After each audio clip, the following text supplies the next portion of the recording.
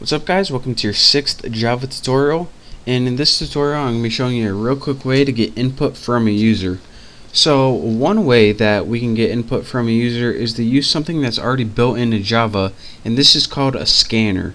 And what the scanner does is take information that the user types in from their keyboard and stores it in a variable. So let's go ahead and get the scanner first, and how we get it or tell Java where we need to use it is we need to import it. So go ahead and write import on your first line java java.util scanner, and this is how you're going to be importing stuff from now on. So just get used to that syntax. If you don't know exactly what this means, it's pretty much just getting the scanner and telling Java we're going to need it.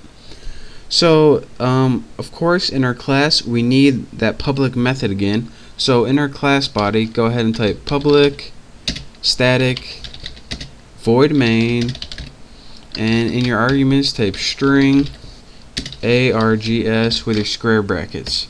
Looks good? Good enough. Now in your body of your main, we need to actually get programming. So we need to make a variable that's going to hold the input from the keyboard before we use it. So to do this, we need to go ahead and write something called scanner, S-C-A-N-N-E-R. This means that we're going to use the scanner. Next, you need to give your variable a name, and I'm going to name mine Bucky. And then you need to set it equal to whatever they enter from the keyboard. So to do this, you need to follow along. New scanner, and in your parentheses right here, let me add my semicolon first, you need to type system.in. So here's what's going in right here, or excuse me, going on. We told Java we need to use the scanner, which is a way to get information from the keyboard.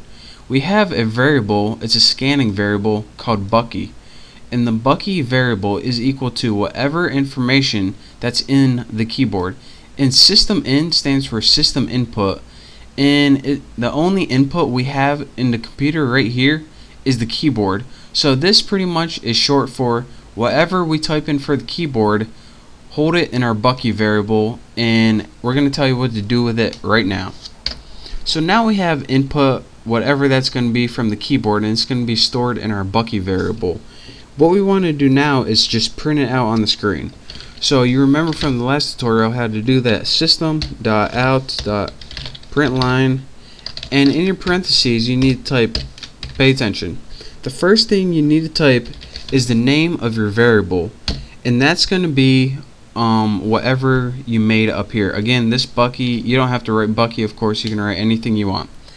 Now press Bucky period next line, and what this is going to do is allow you to pause and wait until you get input from here.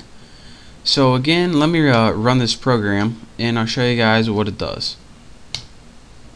Go ahead and press OK, and now down here it's going to say hey now, press enter, and it's going to output hey now. So remember, it had a blank cursor, said hey now. Once you press enter, it just repeated it again, and I'll show you guys what happened right there. Again, one last time, we imported the scanner. If we didn't import it, we can never use it. Since Java doesn't really like to just gather everything, it only uses the things it needs. It's very I don't know, noble, I guess. It only takes what it needs. Very courageous program language. But anyways, what we did in our main function, these are the only two lines you really need to look for. We made a variable called Bucky, and it's a scanner variable. We said we're making a new scanner variable that's going to be equal to whatever the user inputted. In this example, hey now. Now hey now equals Bucky, or Bucky equals hey now. So what do you want? So anytime you print out Bucky, it's going to print out hey now. So instead of system out print line with text in here, we actually changed that text for Bucky.nextLine. And again, what that did is pretty much take that hey now variable and put it in here, and that's why it printed out hey now. So that's your quick tutorial on how to use the scanner to set it equal to variable, and then to use that variable to output on your screen using the print line method. So that's your basics on how to gather input from the keyboard, and we're going to need this input to use in functions later on. Say we want to make a mortgage calculator or just a shopping cart. That's how we do that. So again, practice this. Just copy the source code as I do. Remember, you don't need to name your function Bucky.